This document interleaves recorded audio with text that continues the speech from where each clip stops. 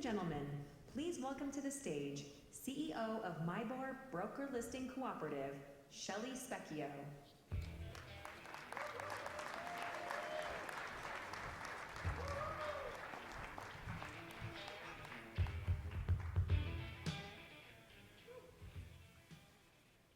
Hi, everybody. By maintaining the community, by making connections, by fostering a fundamental confidence in the integrity of the information and rules of the real estate market, the MLS literally makes the market work. I believe that to the core. It's right off the CMLS website, and I'm so proud to be a part of that. So as they said, I'm Shelley Specchio. I'm CEO of MyBor Realtor Association and Broker Listing Cooperative. And we are the listing service for about half of the realtors of Indiana. About 9,000 members transacted about $17 billion in real estate through our listing service last year. So we are committed to making the market work. And as the title of this session indicates, we are also focused on taking that responsibility of making the market work to another level, to ensuring market efficiency and making sure that we are strengthening the communities for our members. So in other words, I was invited to come here today to talk to you about superpowering your MLS and leveraging the value of your data and of your knowledge to make sure that you are taking it all to the next level, to the market level, and creating opportunities for your brokers. So this is Indianapolis. You're going to love it. I can't even wait to invite you to come to see us next year. It's not even 365 whole days away. We're going to have you come on. Remember, it's going to be a Tuesday through a Thursday next year from September 29th through October 1st. But you're going to love this beautiful city. Some of you might know I'm not actually native to Indianapolis. I grew up in northern Nevada, but my family was actually in racing. In fact, in 1996, my parents' team won the Indy World Series, the kart championship. So when I said to my mom, hey, what do you think about this opportunity to go to Indianapolis? She said, well, it's really nice in May, and the people are really nice. And of course, moms are always right. So you're going to love to come there. You're going to, somebody from San Antonio, I think, is going to get to come to the race. And some lucky winner later today is going to get to win a prize as well. But you're all going to love it. What I loved about it as soon as I got there was this deep-rooted spirit of collaboration. I think it's just sort of second nature to Hoosiers. They are always reaching out, coming together very naturally. So I found MyBor to be integrated into the very fabric of the city when I arrived. Strangers on airplanes knew about MyBor.com and talked to me about it. The executives from CEOs of other organizations to elected officials reached out and welcomed me. MyBor had great relationships with the builders and the chambers and all the community that you could think of. This was all very new to me because, of course, I come from the MLS world. And it sounds maybe a little association-y to some of you even right now. But what I'm here to talk about is how important it is to take the knowledge and the value and what you know is locked inside your data and take it out into that next level at that market level. So I didn't know anything about advocacy or legislation or economic development, but I knew that we had a lot to share, a lot of stories that could help shape the conversations with the groups we were already engaging with. And it all came back to the MLS data. But first we needed a very key component. And you see him there with his big smile. That is Brad Coffing, and he is our research analyst. So we knew we had these stories locked in our data. We knew that we had answers to some of the problems. We knew we had issues with inventory and supply and demand, both sides. And our leadership trusted us that if we just had the right person to help us unlock that, we could tell a different story. And they let me create a new position of research analyst. So I'm here today to give you a few examples of what we've done, and I hope that it inspires you to use your data and make a bigger impact in your own markets. So first, let me start off with some of these examples. Indianapolis, again, is very collaborative, and there's some really great organizations. And one of them is called the Indianapolis Neighborhood Housing Project. And for 30 years, they've been helping provide education and credit for people to get into housing, especially affordable housing. By financing projects or initiatives that promote affordable housing and improve the quality of life, INHP has helped build strong Indianapolis neighborhoods. So when I arrived, they invited me to be a part of a community development committee. And so I came, and again, I listened, I was learning. I didn't know anything about the city, really. I didn't know that much about advocacy and economic development. But again, I knew a lot about data and a lot about what information we have locked in the MLS. And so I asked a lot of questions. And anyone who's ever worked with me for any amount of time knows one of my favorite questions is, wouldn't it be cool if blah, blah, blah, blah, blah. So I asked a lot of that, and they all kind of came back to, well, we could maybe facilitate some of that. I could tell you the answer to that housing issue question. Wouldn't it be cool if we were able to give you that data to help solve that problem? And that led to them coming back to us with an ask. And they said, could you help us understand where we could be investing in our city with affordable housing? And so that's what we did. We had Brad. So I can't say we, I could say Brad. He came forward, and what he did was he created artificial boundaries all around our marketplace on 1-by-1 mile grids. He took the parcel information, and he took the housing information, and he layered it all together. And he was able to show the areas of varying growth in proximity to the areas of varying decline, which allowed us to help INHP leverage the natural growth of the market coupled with other sources of public investment to get ahead of the market.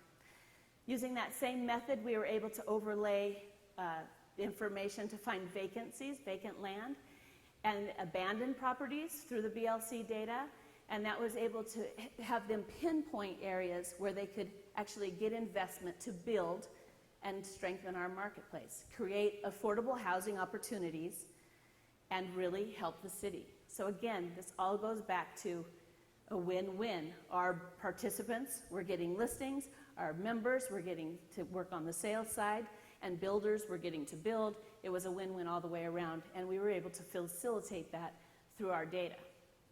So let me be clear. We didn't just give them a RETS feed. We didn't just say, here's our data, we'll license it to you, and you can do your research.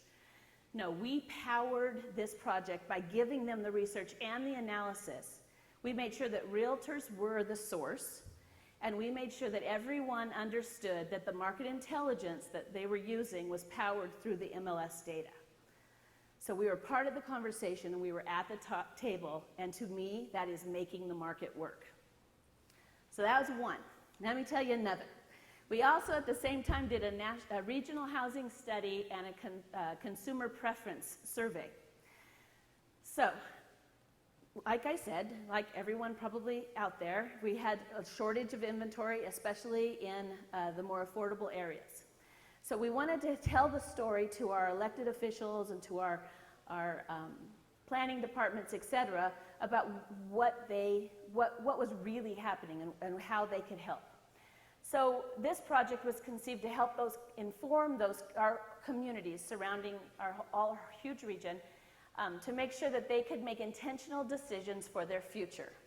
The results of the studies confirmed exactly what our members have been telling us all the time, that there was a mismatch in the market between what people could afford and what inventory was available. And also, through the consumer preference survey, we learned that the housing that was being built was not keeping up with the changes of what people needed and wanted. The households look differently now than they did in the 50s, for example. So we were able to present all of this information to all of the mayors, all of the planning departments. We're still taking this on the road to help them make some changes. What you see here is, I think, the most telling graphic that came from this, is that we have an inverse relationship between what new construction prices, what's being built, what prices of new construction, and the incomes needed to support them.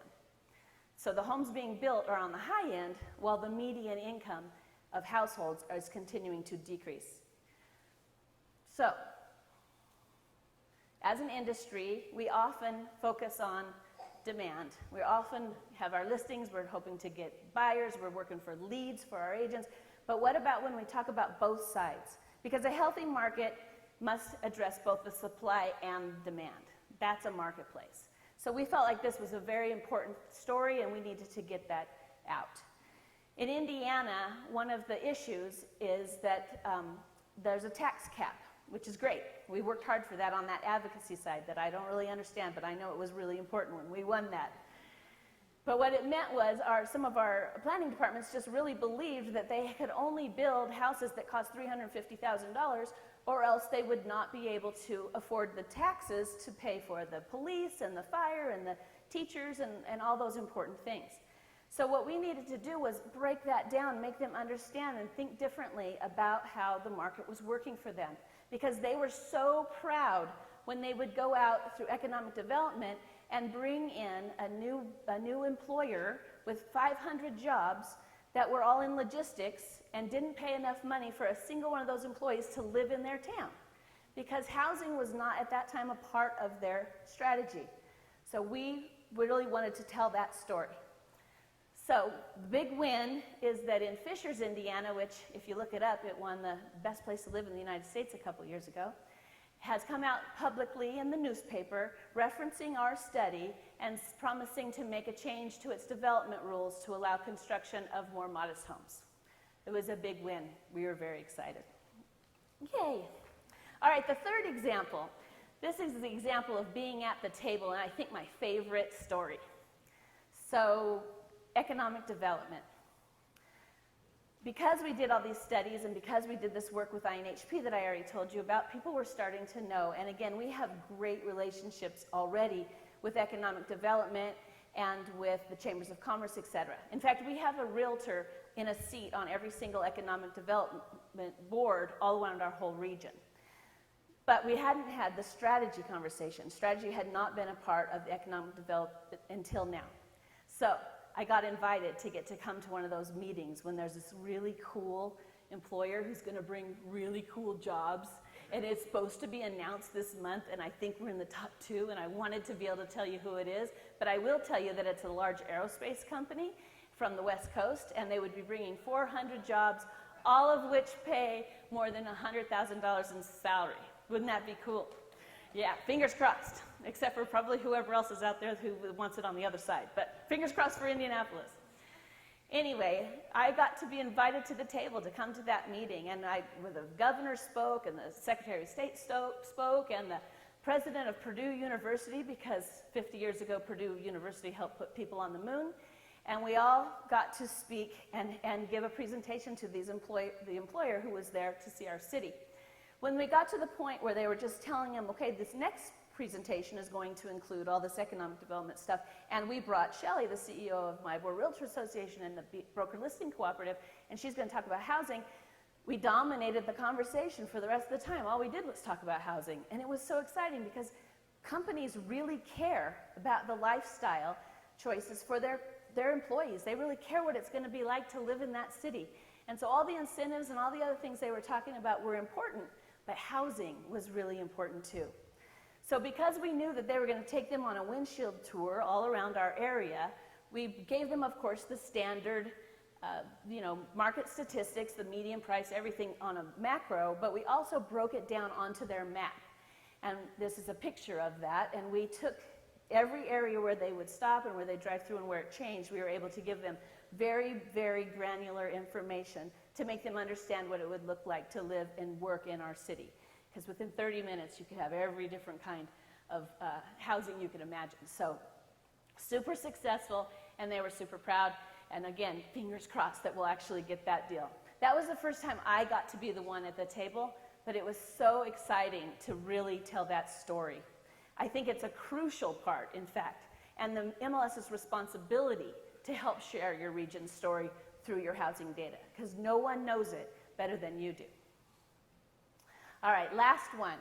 Wasn't our presentation this morning, the keynote this morning, was talking all about transit and all those just interesting smart city conversations. And I think there was a real tie-in to something that all of this that I've been doing but this one in particular, because this one is a transit impact study. For 10 years, long before I got there, MIBOR has been partnering, lobbying, legislating, working hard to get some transit in Indy. They understood that even though the cost of housing is very affordable, it's the Midwest, you had to add on to it the cost of having a car and the parking and all the travel, because there was almost no real transit in this big metropolis. So they worked really hard on it, and when the referendum actually passed the day I arrived in town, so that was fun. I got all this great credit, except I knew nothing about it. And I didn't understand any of that Gabe Klein was talking about this morning, about how important transit is to moving people around the city, and how it opens people up to options to live in different parts and have different jobs and deal with poverty and things like this. But again, I didn't know any of that. I've been focused on business and technology. So I did understand that people who were opposing it were very concerned about the value of their property, where this red line transit was going to go in. And we were in this perfect situation, since we were involved since the offset, right from the beginning, to be able to work out the data for that and start doing the predictive analytics and the actual impact study. So we have data going back to the very beginning. We went back to 2012 when the recovered market to create the before picture. And then we're working forward now to study on a 1 mile radius all around the area of this red line, so that we can watch and see and really report on the impact of this on the property values. And that will help determine the red line goes blue line and then purple line. So again, super important to have that conversation. So, sounds a little association-y, even in my head still. But I think that if we want realtors to be the source of housing data, then we need to be, the MLS, we need to give them the key to that. Again, no one knows the data in your market better than you do. It is all inside your data, in your databases, in your products, everything you're doing. And I think it's incumbent on us all as MLSs to take that to the next level and take that out into the market. So I hope that this inspires you to make the impact in your own area. And I hope when you come see Indy for yourself, you'll ride the red line and you'll see all our great things, and you'll come to the conference. Remember, Tuesday through Thursday next year. Thank you so much.